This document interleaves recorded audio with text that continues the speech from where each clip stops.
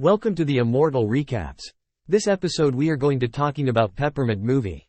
The picture begins with what looks to be a scuffle in a car. Riley North, Jennifer Garner, is fighting a criminal who uses his knife to slice her leg. She grabs control and places a revolver beneath his chin.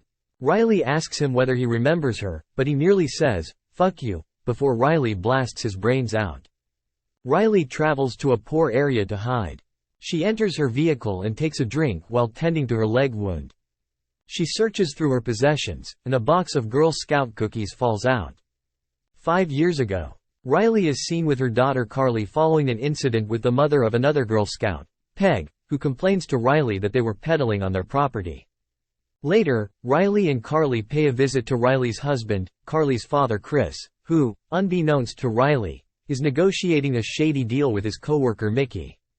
Riley then goes to work at her bank, where she is forced to close despite the fact that it is Carly's birthday.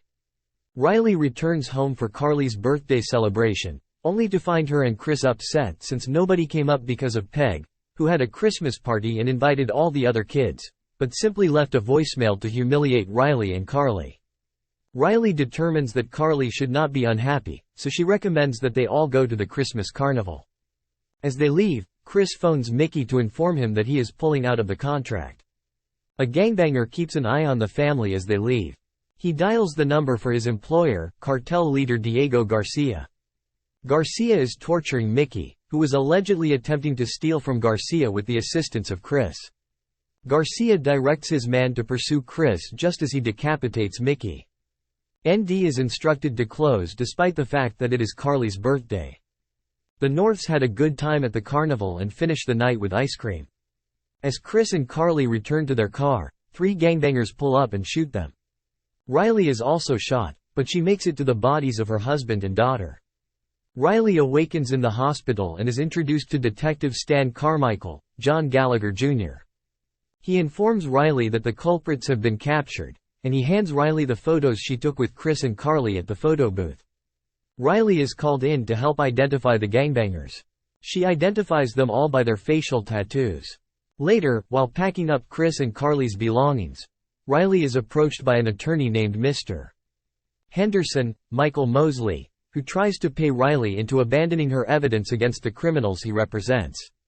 He also discovers Riley using medication, but she kicks him out of her house. Riley is called in to testify against the gangbangers, but Henderson uses the medicine thing against her, claiming that her memory is unclear or that she is psychologically unable to recall them. Judge James Stevens, Jeff Harlan, rules against Riley and lets the murderers go free. Riley loses her cool and attempts to fight the gangbangers, but she gets tased by the bailiff and the killers laugh in her face. Riley is being carried away to a psych facility, and Carmichael jumps in the ambulance to accompany her, but she snatches an oxygen tank, whacks Carmichael across the head, and then bolts out, vanishing. Carmichael meets with his colleague, Moises Beltran, John Ortiz, in the current day when they discover the remains of the 3 murders hanged upside down from a Ferris wheel. Riley visits Judge Stevens' house and ties him up after beating him and nails his hands to the table. She double-checks that he remembers her and informs him that the rope he's tied to is explosive. Riley boards a bus before detonating the rope and blowing up Stevens. Riley encounters a small child on the bus and offers him a toy that she stole from Stevens' house. She realizes the boy's father is inebriated, and as they off the bus, the guy enters a booze store, leaving his son outside.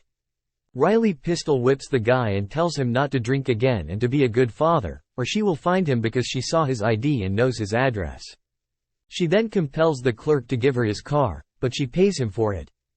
Carmichael and Beltran meet with colleague Detective Inman, Annie Alonza, because they assume Riley is responsible for the deaths of Chris and Carly, which happened 5 years ago. Riley looted her bank and seized military-grade weaponry from a warehouse after the trial before disappearing.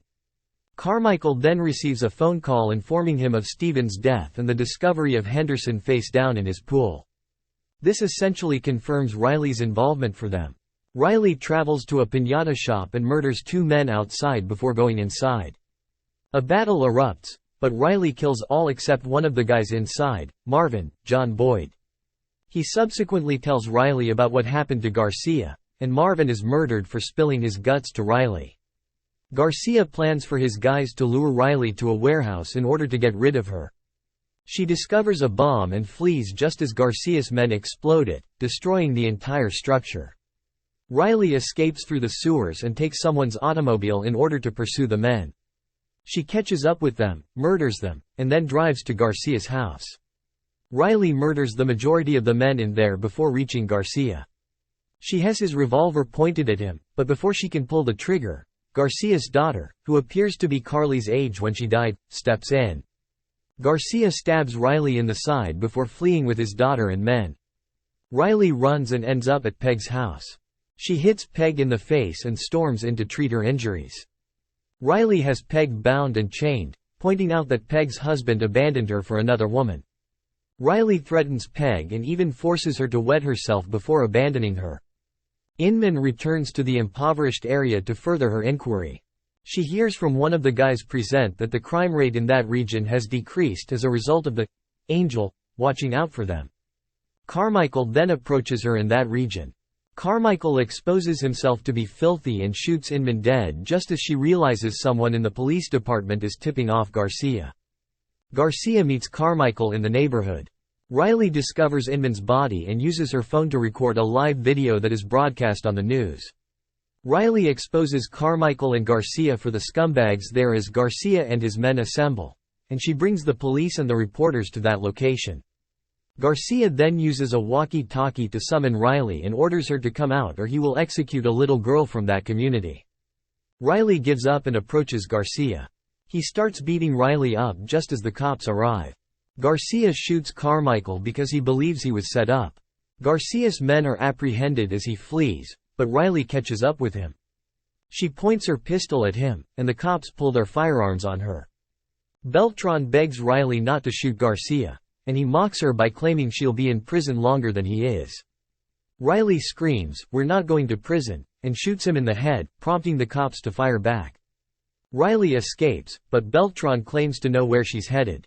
Riley is discovered by the cops at Chris and Carly's tomb at the cemetery. As Beltran approaches, she bursts into tears. Riley believes she is prepared to die there, but Beltran disagrees. Riley is in the hospital, and the media portrays her as a courageous vigilante, but authorities say she will face charges for her crimes. Beltran enters Riley's room and hands her a key, allowing her to release her restraints and flee once more. Thank you for staying with us. Remember to subscribe to our channel. See you in the next episode.